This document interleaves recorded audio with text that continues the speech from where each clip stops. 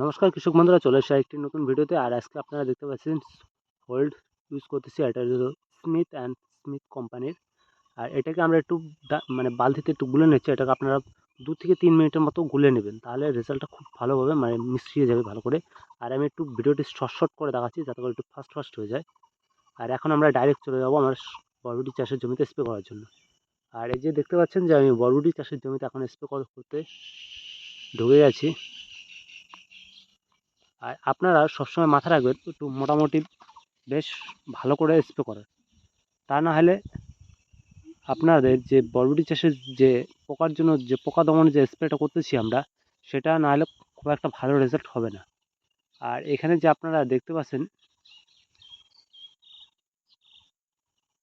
যে আজকে আমরা বরবটি চাষে স্প্রে করার জন্য যে ঢুকেছি।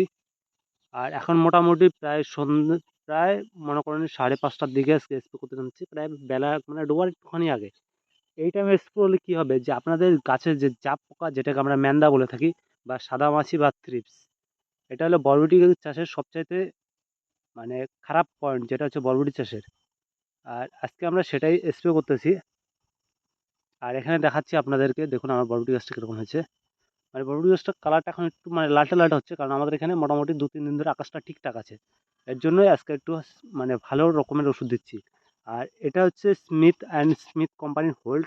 আর এটার টেকনিক্যালটা এখন আমরা বলে দিই, এটা আপনারা আর কী চাষে ইউজ করতে পারেন সবটাই বলে দেবো। এটার হলো টেকনিক্যাল আছে ফিব্রোনিল আছে 40%, আর ইমিডাক্লোপিন আছে 40%। আর এটা হলো WG ফর্মেশন, মানে এটা একটি দানাদার ফর্মেশন আসবে। আর এটা আপনারা কখন স্প্রে করতে পারবেন, এটা মোটামুটি আপনারা সব সবজি চাষে ইউজ করতে পারেন, বা এটা আপনারা যদি চান যে এটা মাটিতে ইউজ করবো, মাটিতেও ইউজ করতে পারেন। এটা মাটিতে উড়ি পোকার জন্য খুব ভালো রেজাল্ট হয়। আর আমরা যেহেতু গাছে স্প্রে করতেছি, গাছে হলো এটা দেখতে পাবেন অনেক সময় বরবটির গায়ে ম্যান্দা লেগে যায়। আর আমি এগুলো অ্যাডভান্স দিয়ে দিচ্ছি যাতে করে আমার মানে গাছের সবজি চাষের যেরকম কোনো ড্যামেজ না হয়। আর এখানে একটা গাছ আমার ছিঁড়ে গেছে, ওই গাছটা হলুদ হয়ে গেছে, সেটা আপনারা দেখতেই পাচ্ছেন। আর আপনারা যদি সময়ের আগে যখন আপনারা স্প্রে করবেন, তাহলে আপনারা দেখতে পাবেন গাছের যে ফলনের পরিমাণ, সেটা আপনাদের এমনিতেই 10 থেকে 15% বেশি হবে। কারণ আপনারা সময় হারে যে পরিচর্যা না, সময়ের থাকাকালীন পরিচর্যা করলে পরে যে কোনো সবজি চাষের ফলন ভালো হবেই হবে। আর আমি এর জন্য সব কিছু অ্যাডভান্স মানে ইউজ করার চেষ্টা করি, কত সময় লেট হয়ে যায়। আর আপনারা এর আগের স্প্রেতে দেখতে পাচ্ছেন যে আমি দাদা কাঠটা ইউজ করছিলাম। হ্যাঁ, দাদা কাঠের রেজাল্টটা খুব ভালো হয়েছে, কারণ আকাশে বৃষ্টি হয় নাই, তার জন্য পোকা মানে মরে গেছে।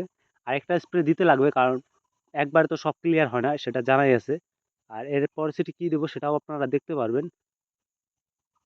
আর এখন বরবটি চাষের জন্য আমরা যে স্প্রেটা করতেছি সেটা হচ্ছে গাছের যে চাপ পোকা, যেটা হচ্ছে সাদা মাছি লেগে থাকে, কত সময় দেখতে পাবেন বরবটির ডোগার থেকে একবার বরবটি পর্যন্ত সম্পূর্ণটাই মানে ঢেকে যায় চাপ পোকায়, সেই পোকার জন্য স্প্রে করতেছি। আর তার সাথে আর এটা আপনারা কোন কোন সবজি চাষে ইউজ করতে পারেন, যেরকম আপনারা এটা শসা চাষে ইউজ করতে পারেন। যেরকম যে আপনারা ক্যামেরার সামনে দেখতে পাচ্ছেন, ওটা একটি কাকার শসা চাষের জমি, ওটা লাইন করে লাগাইছে, ওটা লোকাল শসা। আপনারা শসা চাষে ইউজ করতে পারেন, বা ভেন্ডি চাষে ইউজ করতে পারেন। ভেন্ডি চাষে দেখতে পাবেন এখন তো ম্যান্দা নাই, যখন ভেন্ডি গাছের বয়সটা একটু বেশি হয়ে যায় তখন ম্যান্দা দেখা যায়। আর এখানে দেখতে পাচ্ছেন যে আপনারা আমার বরবটি গাছটা পুরোটাই প্রায় ঢেকে যাওয়া হয়ে গেছে। আর বরবটি গাছের সময় মতন আপনাদের ডগ টানতে হবে, মানে প্যাঁচ খুলে ডগ না টানলে পরে ফলন এমনিতেই আপনাদের 40%-এর মতো ফলন কম হবে।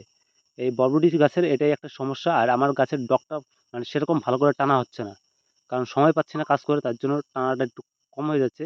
কিন্তু এটার ডগ টানার স্পিড আরও একটু মানে বেশি করতে হবে, যেহেতু আরেকটা দিন আমার কাজ আছে, তারপর ডগটা বেশি করে টেনে দিতে হবে।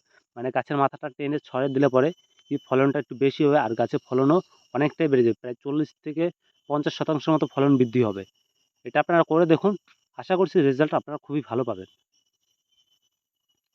আর তারপর আপনারা যদি চান যে এটাকে আপনারা ঝিঙে চাষে ইউজ করতে পারেন, মানে বর্ষাকালে যে কোনো গুড়ি পোকার জন্য আপনারা ইউজ করতে পারেন।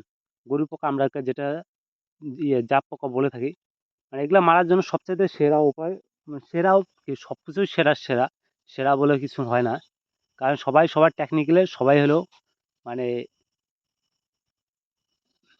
সবার ওষুধ, সব কোম্পানির ওষুধই ভালো। কিন্তু হ্যাঁ, এটার আমি রেজাল্ট পেয়েছি, তার জন্য আপনাদেরকে দেখাচ্ছি। যেগুলোতে রেজাল্ট ভালো হয় আমি সেইগুলোরই ভিডিও করি, আর যেই ওষুধের রেজাল্ট ভালো হয় না সেগুলোতে আমি ভিডিও করি না। যেরকম আপনারা কালকে দেখতে পাবেন যে আমি অ্যামিউজ যে শসা চাষে ইউজ করছিলাম সেটার রেজাল্টটা খুবই দুর্দান্ত রেজাল্ট এসেছে। আর আপনাদেরকে সেটা দেখাবো যে গাছের দেখতে পাবেন যে গাছে ফল ধরা একদম কমে গেছে, আর গাছে ফলনের যে মানে ফলন কীভাবে আসতেছে সেটাও দেখাবো। আর এখানে আমার মোটামুটি স্প্রে করা এই ডাম শেষ, কারণ আমি একটা ডামের ভিডিও করতেছি, আরেকটা ডাম দিতে লাগবে, কারণ আধা বিঘা জমিতে 2 ডাম করে স্প্রে করি। মোটামুটি মনে করেন 1 বিঘা জমিতে প্রায় 4 ডাম ওষুধ লাগে। আর আপনারা খুব ভালো করে সুন্দর করে ভিজে ভিজে স্প্রে করবেন, তাহলে রেজাল্টটা খুবই ভালো পাবেন। আর যেহেতু আমি আধা বিঘাতে 2 ডামের স্প্রে করতেছি, মানে গোটা গাছ ভিজে যাবে। আর আপনাদের যদি ভিডিওটি যদি ভালো লেগে থাকে তাহলে চ্যানেলটিকে সাবস্ক্রাইব করুন, আপনাদের ফ্রেন্ডকে কমেন্ট শেয়ার দুটোই করবেন। আর দেখা হচ্ছে নেক্সট ভিডিওতে। আজকের জন্য কৃষক বন্ধুদের জন্য বাই বাই। চলুন এখন বাড়ি যাওয়া যাক।